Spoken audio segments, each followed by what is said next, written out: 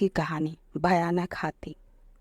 किसी घने जंगल में एक बहुत ही भयानक हाथी रहता था, जिसे देखकर उस जंगल में रहने वाले सारे गीदड़ डर के मारे भाग खड़े होते।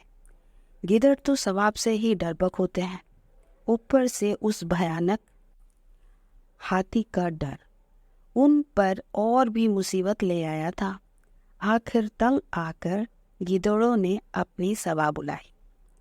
इस सभा में उन्होंने वही प्रस्ताव रखा कि हम इस हाथी से कैसे पीछा छुड़वाना ही पड़ेगा।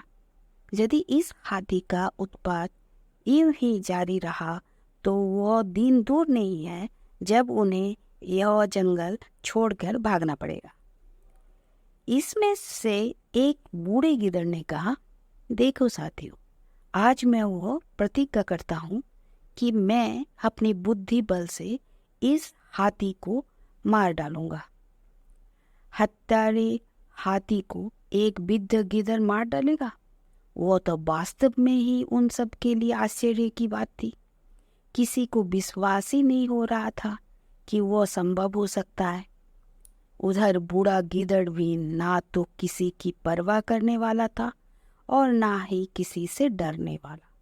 उसने अपने निर्णय को एक बार फिर से दोहराते हुए कहा, साथियों, मैंने तो निर्णय कर लिया है। मैं उसके पीछे हटने वाला नहीं हूँ। मैं जानता हूँ आप लोग मेरी बातों को मजाक समझ रहे हैं। वो बात तो दुनिया जानती ही है कि आज तक किसी गिद्धड़ ने किसी हाथी को नहीं मारा, मगर मैं गिद्धड़ जाति के इस इतिहास को बदलने जा रहा हूँ। यदि जीवित आ गया तो ठीक ही होगा, नहीं या शहीद कहलाऊंगा। कहकर वह गिद्धड़ वहां से चला गया। हाथी के पास जाकर उस बूढ़े गिद्धड़ ने अपनी दोनों टांगे उठाकर उसे तपाक से प्रणाम कर दिया। कहो गिद्धड़ मैया, तुम आज हमारे पास कैसे आ गए? महाराज, मैं तो आपका दास हूँ। बस इस जंगल के जानवरों ने मिलकर मुझे आपके पास भेजा है। क्यों? उन सब की वह मान्यता है कि इस जंगल में कोई योग्य राजा नहीं, इसीलिए उनकी इच्छा है कि आप ही जंगल के राजा बन जाएं, क्योंकि आप में राजा बनने के सारे गुण विद्यमान हैं। बड़े लोगों ने कहा है कि सबसे पहले अच्छे राजा की, उसके पश्चात अच्छी पत्नी की, फिर धन की इच्छा करनी चाहिए, क्योंकि यदि राजा ही नहीं होगा तो धन, देश और पत्नी की रक्षा कौन करेगा? क्या आप सब सचमुच चाहते हैं कि मैं इस जंगल का राजा बनूं? हाथी के मन में खुशी की लहरें उठने लगी। राज करने की लालसा तो हर एक के मन में होती है। फिर यह हाथी तो पहले से ही अपने आप को शक्तिशाली समझता था। घमंडी और उत्पाती तो वो था ही। एकदम सच महाराज, आप तो बस जल्दी से तैयार होकर चलिए। सब लोगों ने आपको राज सिंहासन पर बैठने का प्रबंध करके मुहूर्त भी निकलवा लिया है। कहीं ऐसा ना हो कि मुहूर्त का समय ही निकल जाए। हाथी राजा बनने की प्रसन्नता में मन ही मन झूम उठा।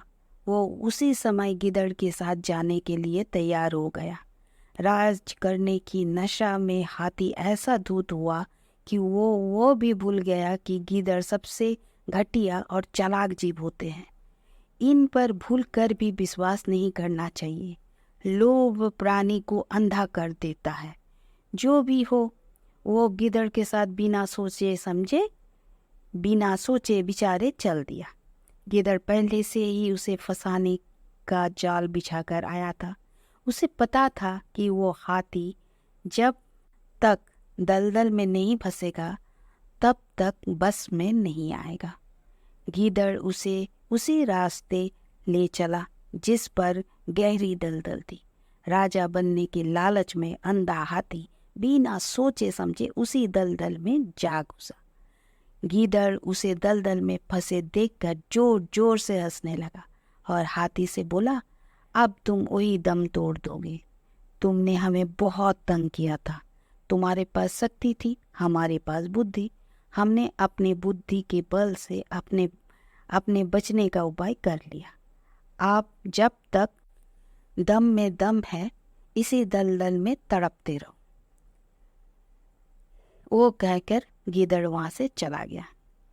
इसीलिए कहा गया है कि जहाँ पर शक्ति काम नहीं करती, वहाँ पर बुद्धि काम करती है।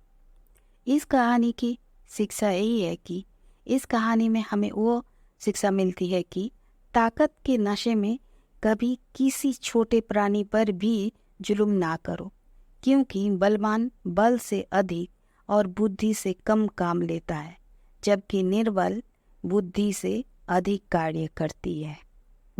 धन्यवाद।